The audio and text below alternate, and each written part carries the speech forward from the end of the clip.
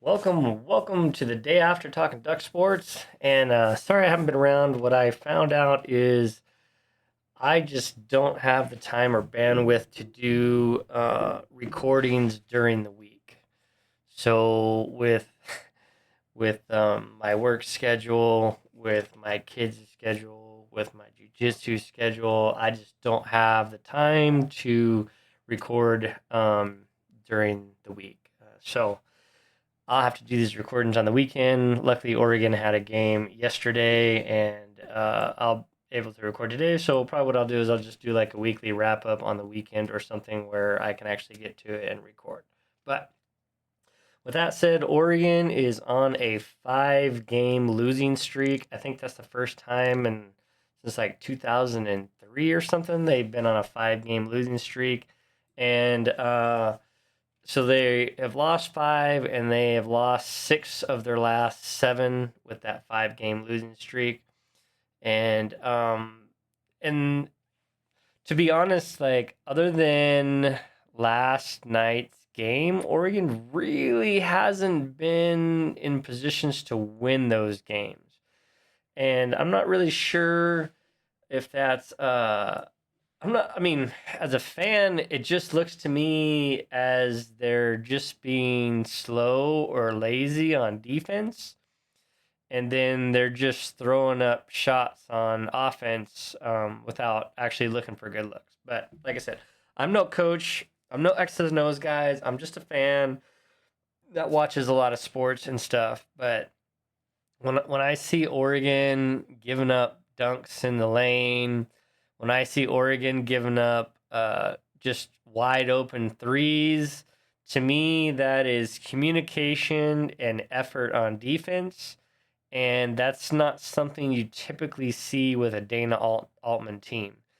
Definitely not something you see in February with the Dana Altman team. So there's that. I know Dana has taken a lot of this and said it's his fault, but at some point, the players have to own it because they're the ones actually supposed to be executing this.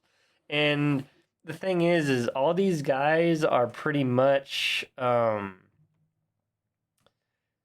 upperclassmen with experience. So there's no reason that you can really say that they don't know what they're supposed to be doing, right? Like if you've been on a Dana Altman team more than a year, you know what's expected of you. And that's just not happening for the most part on the defense, right? And so the offense, I don't know. Like they kind of went into a slump a little bit. I think that's a lot with Shellstad, his sophomore year.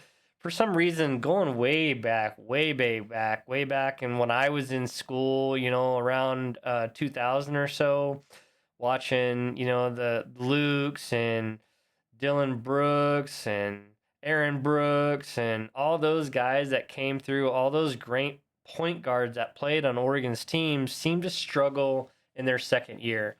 I don't know what that's about, but that's just it is what it is. But I think Shellstad had that little slump there where he just wasn't contributing on the scoreboard, and I think that really affected a lot of things. I like that Dana put Key in to take some of that ball handling pressure off of Shellstad to let him kind of get free and score. And then after that game, it seems like Shellstad has done better after that, handling the ball, taking and kind of being a little more aggressive trying to score. Now, with that said, yesterday's game was super, super frustrating because I thought they made progress against. I thought they made a lot of progress against Michigan, but in the end, they just didn't do what they had to do. And then they came out yesterday against Michigan State and hung 50 on Michigan State at Michigan State. And then I don't know what happened. Like all of a sudden, Oregon just couldn't score. Um, it was definitely a tale of two halves that game, and it just it was I thought, okay, Oregon puts up 50, Shellstad scoring, Evan Juniors is having the game of his life, Bomba's doing all right. Like everybody seemed to be doing what they needed to do in that game, and then all of a sudden the rails came off, and once Michigan State got that lead, um, Oregon just couldn't come up with enough stops and enough offense to overcome that. Ends up losing that game by what 8 points or 12 points. End up losing that game by 12 points after having a 15-point lead and then I think 11 or 12-point lead at the half. Um, Very disappointing to not get that victory, but I saw what Oregon can be in the first half of that game. And that's, I guess, the biggest, most frustrating part as a fan and to watch them is you see what they can be, and then all of a sudden it just goes off the rails and they just can't get that aspect back. But I don't know. So Oregon's got a lot of work to do. Right now, Oregon's sitting at 16-8, and they got to get 4 wins somewhere to get Dana Altman to that 21 number that he has had every year. And I'm not exactly sure where they're going to get those. I think right now, Oregon was way in the tournament.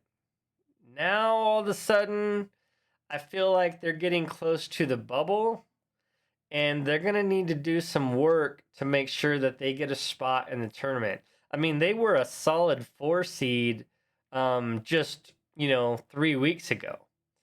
And then now all of a sudden, it's not the same. And normally, you see teams that are really good in the year and then they get injuries, and then all of a sudden stuff goes weird in the middle, and then they kind of pick it up when those injuries come back. Oregon hasn't really had those injuries, so it's so hard to pinpoint what the problem is for them. And all I can come up with is it's got to be something mental. Like all of a sudden they were in the top 10, they were beating teams, they were, living up in the penthouse there, and then all of a sudden, I don't know, they just can't play at the level or the intensity that they were playing earlier. So, all right, enough of that rant. Let's go ahead and let's take a look at the standings here on the Big Ten. So you got Purdue sitting at the top of the Big Ten, 11-2. You got Michigan State, which Oregon almost beat, at 10-2. Michigan at 10-2. UCLA at 9-4. Wisconsin at 9-4. Maryland at 7-5. Illinois at 8-6. OSU at 6-6, and USC at 5-7. And that's what I think. And that's the top 9. So Rutgers 5-7 is number 10 right there. Well, I guess Nebraska too. Then you got Oregon sitting in the bottom half there. And what do we got? We got 1, 2, 3, 4, 5, 6, 7, 8, 9, 10. Yeah, okay. So Oregon is now, sitting in the bottom half of the Big Ten conference after riding high in the top. And a 16-8 is still a respectable record, but you gotta maintain that. You can't have any more of these losing streaks.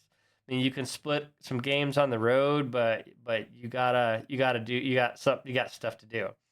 Now, if we look at the schedule here, this is Oregon's remaining schedule, and they got Northwestern, which is in the bottom, and let's see, we got Northwestern is on a 1-game losing streak. They beat USC, which USC was doing really well. They lost to Washington on Saturday, lost to Wisconsin, Rutgers, Illinois, and then beat Indiana. So Definitely a team that Oregon can beat, but Oregon has to play the game and win. Like, Oregon can't show up for a half and expect to beat any of these teams. So you're gonna have to play, and you're gonna have to show up for a full game and not just a half.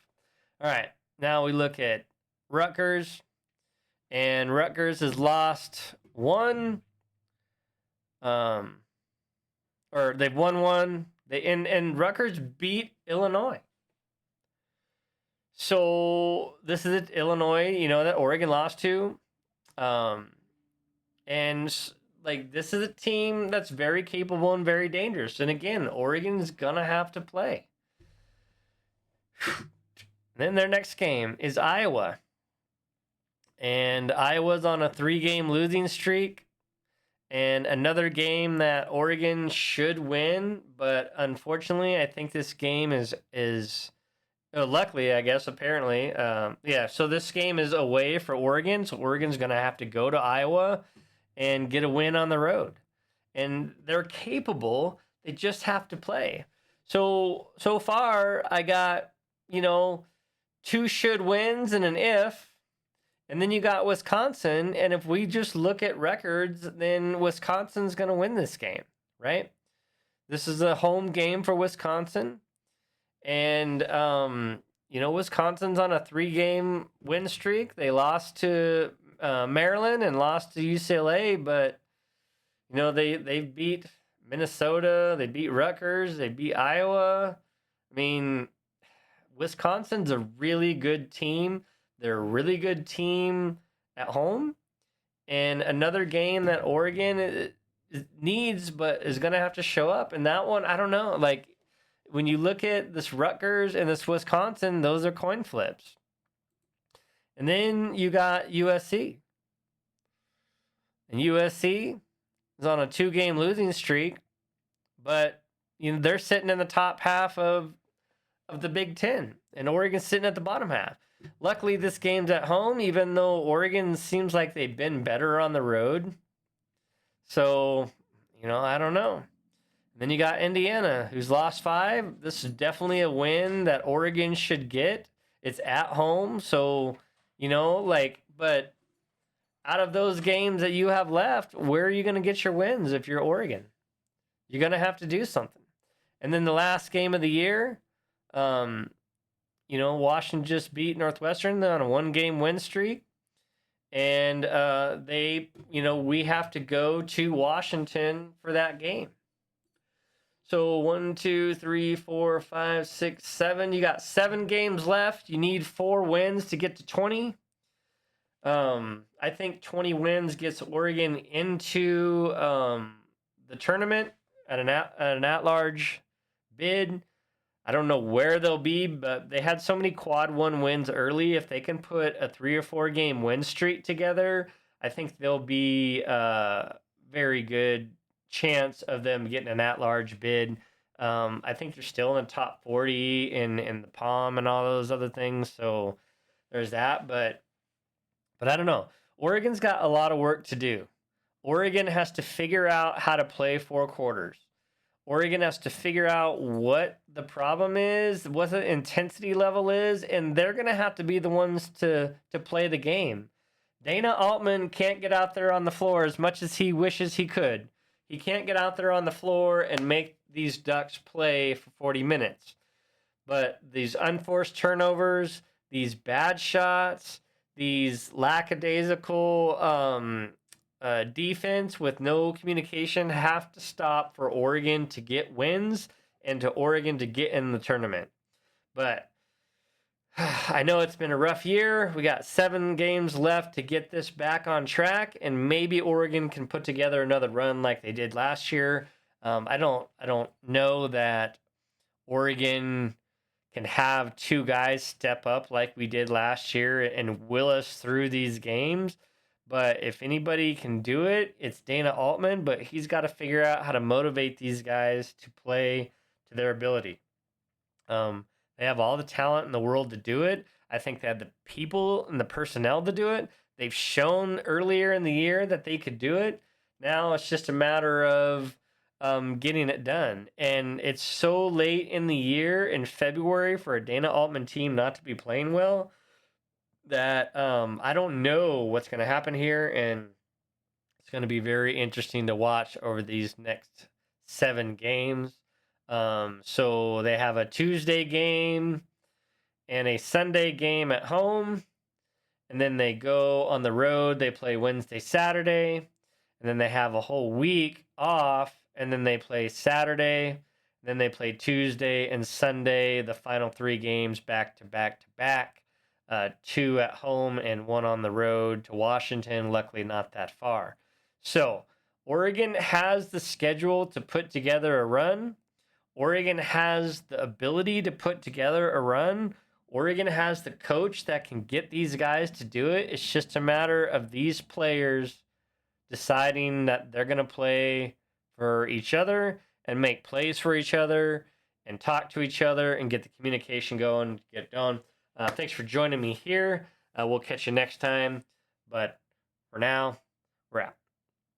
Go Ducks.